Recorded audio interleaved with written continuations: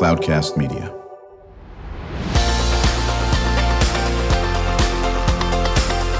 Drew Schlosberg Spotlight on the Community Show, amplifying the voices of social impact organizations, entrepreneurs, local nonprofits, and other community champions who shape the culture, creativity, and connectivity of San Diego. Brought to you by Mission Fed Credit Union, bringing good things to San Diego for over 60 years. Learn more about what is good for you and good for all by visiting www.missionfed.com. Well, I guess you know what the show is. This is Drew Schlosberg, Spotlight on the Community. I am not Drew Schlosberg, as you can probably tell, because Drew is educated, and I'm just kind of sitting here. But we're here to learn, so that's why I'm very happy to be here. My name is Dave Mason. I'm co-host Shiva Kabra. And we have guests today, of course. We have Karina Moyano and Margaux Stack-Babich from the Moores Cancer Center. Very nice. Thank you for joining us. Thank you. On the Spotlight on the Community, the first obvious question. Well, the Moores Cancer Center, you obviously are dealing with the issue of cancer, which is striking me. It seems more and more people every day. It does, yes. What is the mission of your organization?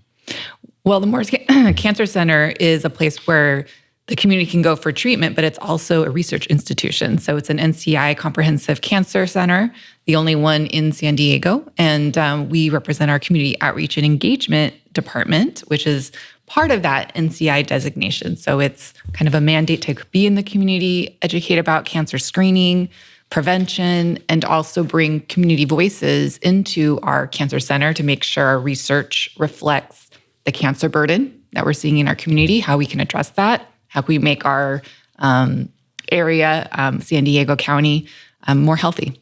That's Karina speaking, by the way. Yes. And what is your part in all of this, Karina? So I manage our team, our community outreach and engagement team. So we go out and do community presentations. We have a work group that does HPV vaccinations. We bring together our cancer stakeholders in the community and share resources and network and see how we can make sure there's better access to healthcare. And Margaux, with me, leads a lot of those initiatives. How long have you both been with the Moores Cancer Center? Well, I can go first. Collectively, between being a grad student researcher there while I was doing my MPH, and plus my full-time, I'm almost at 3 years. So between those two, almost 3 years there. And I will have been there 4 years next week. Wow. Cool. Yeah. Wow. Now, what's the most rewarding part of your jobs? Oh my gosh. Margaux's the first one to answer. Well, it's kind of like, where do you begin, really, right? Yeah. It's so many levels of what we do are really fulfilling to see in practice. So whether it's us at a health fair and someone saying, I didn't know I needed that screening. No one's ever talked to me about a screening before, to having a high-level meeting and presenting an issue about a community that's not being represented in a research question, and seeing that kind of realization come to people at a very high level who have a lot of power to make decisions and start including and expanding who gets to be part of a research question, right? And so there's a really big spectrum of the ways we can make impact, and I think all of them are really fulfilling. I mean, it's really, I guess, the immediate return is when you are in those community settings and somebody's like, I'm going to go get my screening now that you told me. And I think that's just hard to, it just feels like, okay, we need to be here, you know? I like that. Karina?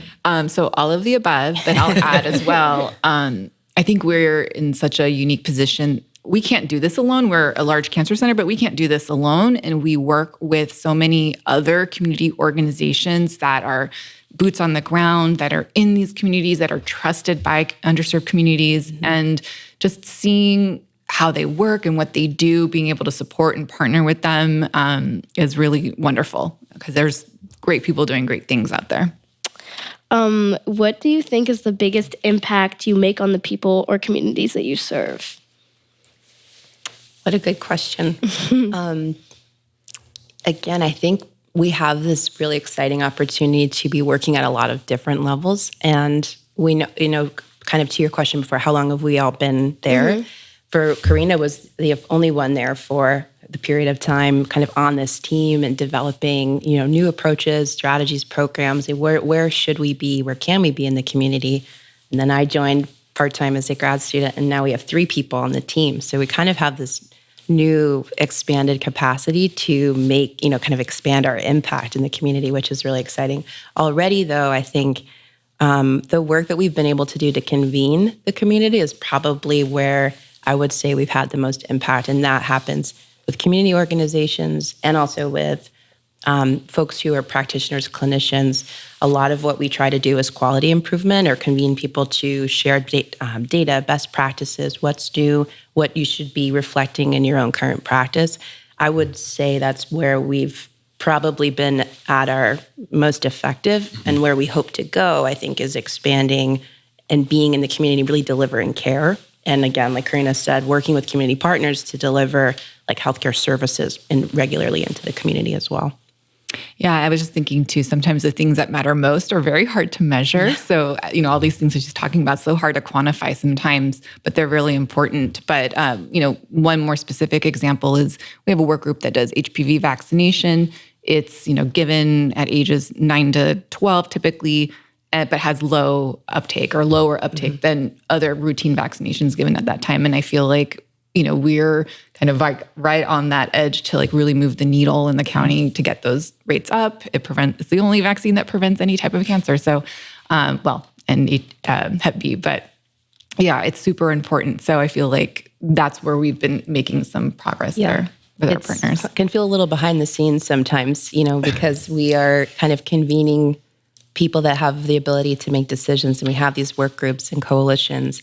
But again, you can see the return when, it's been 2 years in, and now people are saying, we changed how we organize the data because of working with you. Or, we went back and did new analysis on age 9 vaccination because we know how important. So we're seeing these meaningful changes in big structures, which are starting to happen and which are maybe a little less visible in the community, but really do start to have these kind of systemic impacts, which is really satisfying to see. The voice belongs to Margaux Stack-Babich, who is the Community Outreach and Engagement Coordinator, and Karina Moyano, the Community Outreach and Engagement Manager. Did I get that right? Did I get that? Okay. Yeah.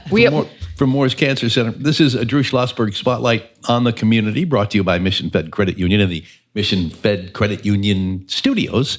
I'm Dave Mason. I'm Shiva Kabra. And we're talking with our 2 guests from Moores Cancer Center. A lot of people, I can say from personal experience, will deny themselves the existence of cancer in their bodies. What would you say to them about that? When you're talking about screening, you're talking about getting examined. I can speak from personal experience. I've known a lot of people who have dealt with it, and sometimes the outcome has been excellent, and other times, and just recently, as we heard about Jerry Springer, his outcome was not excellent, and pancreatic cancer is just it's a killer. There's no doubt about it. Yeah. But what do you suggest to people who don't want to admit that, hey, something's wrong? Yeah, that's so tough, because if you kind of feel like if you ignore it and you don't name it, then it's not there and you don't have to deal with it. But the sooner you can detect something, the better your outcomes are. So as you said, you had known people who had great outcomes. It's probably because it was caught early. There was probably some sort of screening mechanism. There were a variety of treatment options. And so that led to better outcomes. And you're right, there are cancers that don't have great prognosis, pancreatic cancer, stomach cancers, that there are no screenings. So you have to wait until something is very wrong to be able to find it. So, we try to push that message of the screenable cancers, prostate, breast, cervical, lung as well, colorectal cancer screening, all caught early. There's so many more options for somebody when they get that diagnosis. Wow. Beside from saving people's lives, what is the most rewarding part of what you do? Because I think there's so many sort of levels between like someone's everyday health and then a cancer diagnosis, right? Part of what we do when we're out in the community and what we want to just give people is that kind of empowerment, right? To be like, I now know more about how to keep myself healthy. And we really focus on screenings because that's something that requires, I think education requires reminders, but it's about healthy lifestyle too. So it's letting people kind of take some control back, right? The more you know, the more empowered and informed you are about how to really kind of maximize your life, right? That you have as much kind of control over, the health of yourself as possible. And so cancer screening is a part of that, and also healthy lifestyle, how you eat, how you exercise, not smoking, not, minimizing alcohol, all these things, getting your immunizations, of course. All those things that total out to a better quality of life. And so it's cancer screening, but it's really how do we kind of give people agency to be healthier in their life, and how that can have this really trickle-down effect and just a better quality of life overall. And that's exciting to see. We're going to get back to it in just a second here. You're listening to Drew Schlosberg's Spotlight on the Community. I'm Dave Mason for Drew today, along with Shiva Kabra and our special guests, Karina Moyano and Margaux Stack-Babich. And that's from the Moores Cancer Center. And we will be right back. When you do your banking with Mission Fed, you get great rates on auto and home loans. That's good for you, but something good also happens for a lot of other people. We're not for profit, so we put money back into the community to help lots of great nonprofits to keep San Diego strong. So you're not just getting something good, you're doing something good. Come to Mission Fed. It's banking that's good for all. Brand amplification is the DNA of Cloudcast Media, and our code is the powerful blending of sound, voice, and storytelling to lift local brands and their communities. Whether it is our Brandcast, Schoolcast, or Causecast platforms, the unifying ethos is all about this community, the one you call home. If you dare to dream and want to explore the brand amplification of Cloudcast, a national leader in local podcasting and other Winfluence strategies, please visit us at cloudcast.us.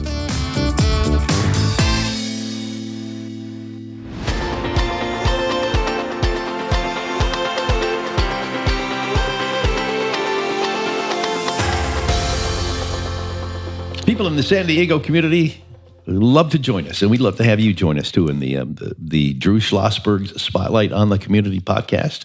I'm Dave Mason, the Cloudcast Media and DS studio, and we're brought to you by Mission Fed Credit Union. We're in the Mission Fed studios as well. And thank you for paying attention to what we're doing today. It's kind of a very important show as well. Shiva Kabra is the co-host today, and our guests? Karina Moyano and Margaux Stack-Babich.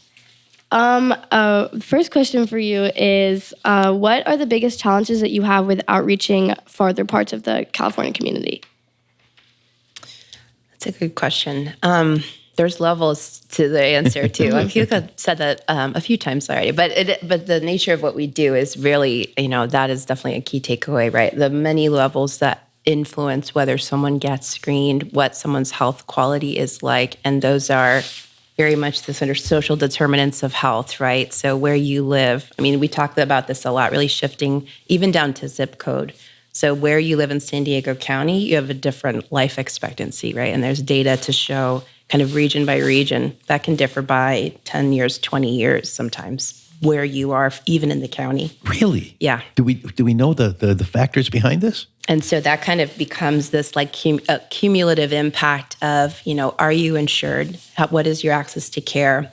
What is your own health literacy?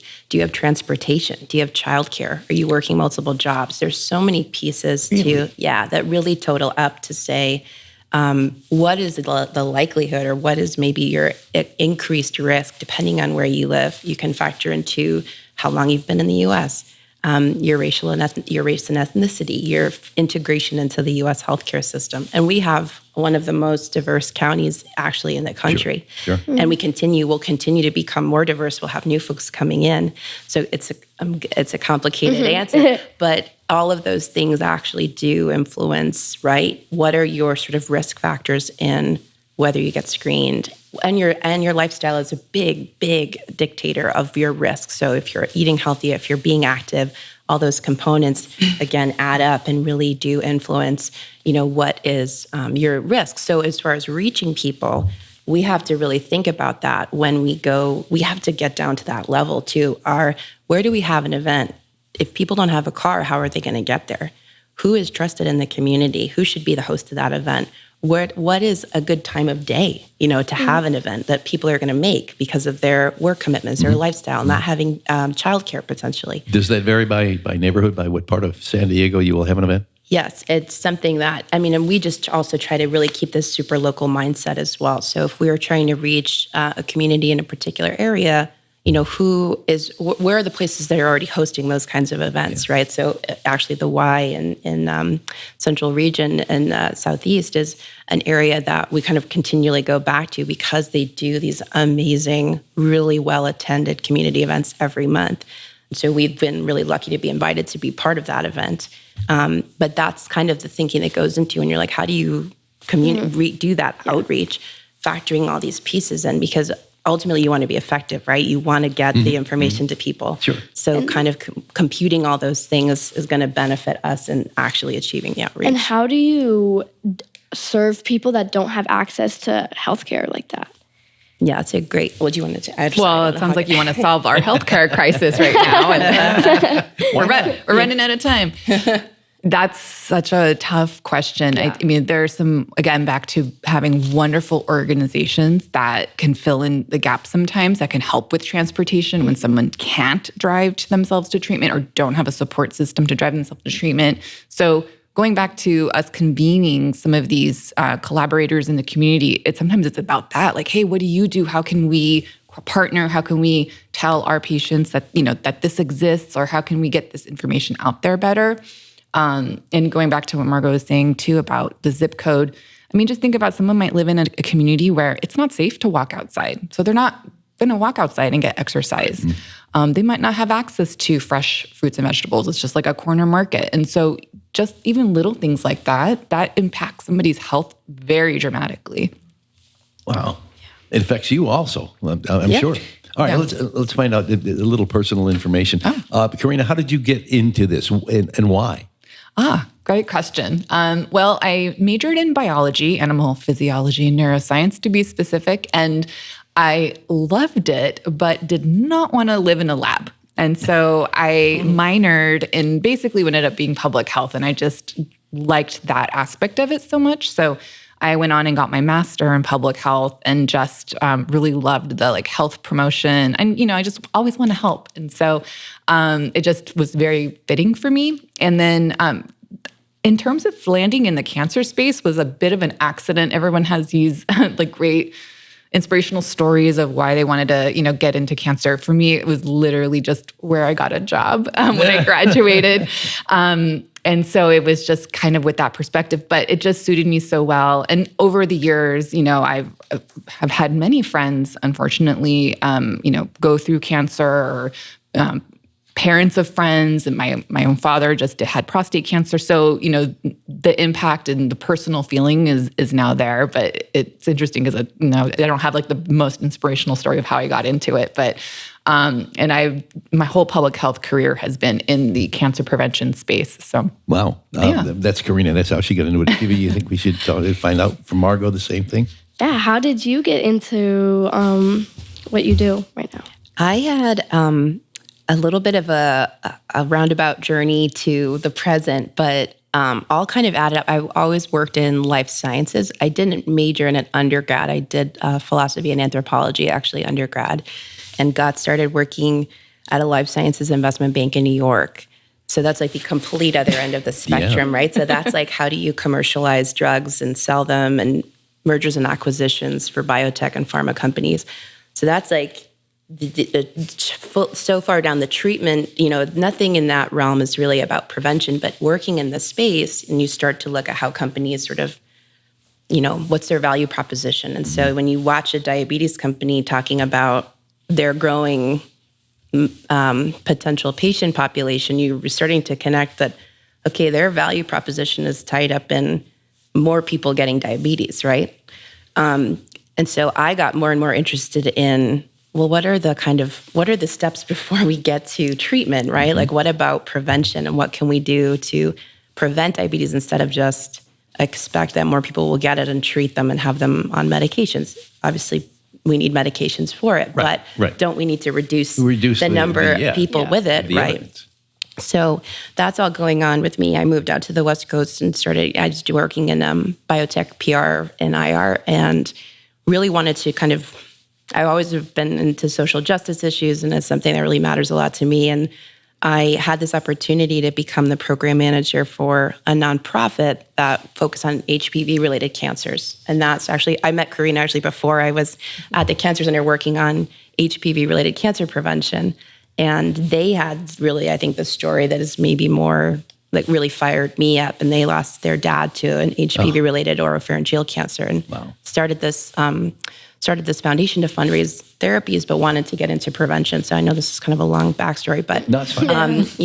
That was where I really got the fire for cancer prevention, and saw every day this family waking up without their dad, and seeing this is vaccine preventable, right? This is a vaccine preventable cancer, and just wasn't available to him, when he was growing up. So that was my kind of sort of tangential impetus to be this is where I really want to go with my career. I want to live and breathe in this space. But I knew that to be sort of more credible as an actor, I needed my MPH. And so I actually went back and got my MPH at UC San Diego, and then was very grateful that there was a job opening at the Cancer Center right after. And so, it was really actually it's been an amazing past few years to get to work on that issue. It's a big, important issue to HPV cancer prevention and what we do, but it's also, we have the whole cancer burden of San Diego County, which we're responsible to. And so it's one of many things now. So it's a nice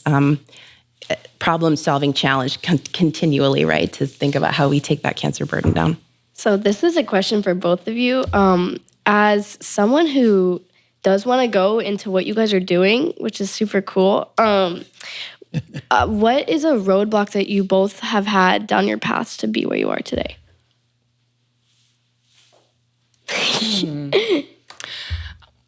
Just off the top of my head, working in nonprofit can be tough. They're under-resourced. They rely on fundraising and grants, and I think that life is hard. All of my colleagues in public health you don't do it for the money, essentially. You're doing it for the passion, because it's important, because you're changing people's lives. And so the roadblock is, it's hard, you don't know, sometimes there's not job security, or you're funded for just a grant period. Right. And so that sometimes is tough. Of course, there's many other types of public health jobs that, don't have that, but that is an aspect of it, depending on where you end up landing. I would agree with that. And just that our overall healthcare system is sort of set up to favor treatment rather than prevention. So there's just less healthcare dollars dedicated to prevention. I hope that's sort of starting to change. Unfortunately, in the wake of the pandemic, I think there's been a lot more appreciation for we actually need to invest significant funds in prevention. What I think is an opportunity, though, for someone listening who's interested and younger, technology is really upending, I think, how we've addressed healthcare. So, I think there's a lot of really cool opportunities in health tech. If you're interested in public health, sort of consumer technology is starting to bring a lot more information to individuals about their health, fertility, how they manage their own physical activity. And there's lots of companies that are sort of starting to, that's a really interesting opportunity for someone listening to who's wanting to blend a few of their skills. I think there's going to be this new public health application through technology that, could provide, maybe overcome some of those challenges, right? Which is that there's less money in public health to go around. So it can make job security challenging. But I think technology might offer a new way to expand them. Yeah. It's Drew Schlosberg Spotlight on the Community. I'm Dave Mason, along with Shiva Kabra. Shiva, you're doing a wonderful job. Thank you. You're doing the heavy lifting. And our guest today, very special guest, including Karina Moyano and Margaux Stack-Babich. Karina is the Community Outreach and Engagement Manager. Margaux is the Community Outreach and Engagement Coordinator for Moores Cancer Center. Now, Moores Cancer Center is a nonprofit. That's a great question. The University of California, San Diego is considered an academic nonprofit, I believe. Okay. Yeah, but so I'm not sure, actually, to be honest, how that structure resides. Understand? Yeah. Understood. And if people want to get in touch with Moores Cancer Center, how do they reach you? Oh, great question. So if it's clinical questions, that type of thing, treatment, information, I believe the website is ucsd.edu/cancer. And if it's on the research side, it's moorescancercenter.health. Edu. UCSD.edu. Make it so easy. How about Google Or Google it. Google it. Yeah. Google it, and then you can find it. Great organization. And my wife is a nurse. My son, one of my sons is air ambulance flight coordinator, and in both cases, they're in their profession because they want to help people. Yeah. Obviously, you want to help people, and that is so impressive. Yeah. So it does my heart good. And you're thinking about this too? This is one of your directions, Shiva? Yeah, I think it's so rewarding what you guys do. And I think that even though it can be a sad job, I think it balances out. I think it's super cool. I am the luckiest man in the world. I'm surrounded by people who want to help people, and that's wonderful. Yeah. That helps. Thank you, Drew. Take some more time off. That's right. We'll handle this. A lot of fun, very educational, really. We've got about 60 seconds for you to tell the world what you would like them to do so they can either get in touch with you at Moores Cancer Center or they don't have to get in touch with you at Moores Cancer Center, which means that they're living healthy lifestyles. Why don't you start with Margaux? I would please encourage everybody, please get your screenings, get your shots. There's lots of things you can do. You can't control everything in life, but there are things you can do to lower your risk. Some of them are harder than others. Getting your screenings, getting your shots are things that are just, book it, schedule it. Don't overthink it. It's something that is better to know than not know. Well, she took my answer, but I will say, This is Karina. yeah, something more practical. Try to add one extra veggie a day. Walk 50 more steps than you would have yesterday. Just add a little bit more every day to your lifestyle to make it a little bit more healthy. It can be incremental changes. You don't have to go full out, just a little bit every day. Karina Moyano and Margaux Stack-Babich, thank you for joining us today. Thank you. You did a wonderful, very educational, Thanks for very having us. informational as well. Here's what we're doing today. This is Cloudcast Media's Drew Schlosberg's podcast on Spotlight of the Community, brought to you by co-host Shiva Kabra, me. And I'm Dave Mason, and for Drew, we're brought to you by Mission Fed Credit Union, and we thank you for listening, and we thank our guests, as always, for helping to change lives here in San Diego. You've been listening to an episode of Drew Schlosberg's Spotlight on the Community Show, amplifying the voices of social impact organizations, entrepreneurs, local nonprofits, and other community champions who shape the culture, creativity, and connectivity of San Diego community. Brought to you by Mission Fed Credit Union, bringing good things to San Diego for over 60 years. Learn more about what is good for you and good for all by visiting www.missionfed.com.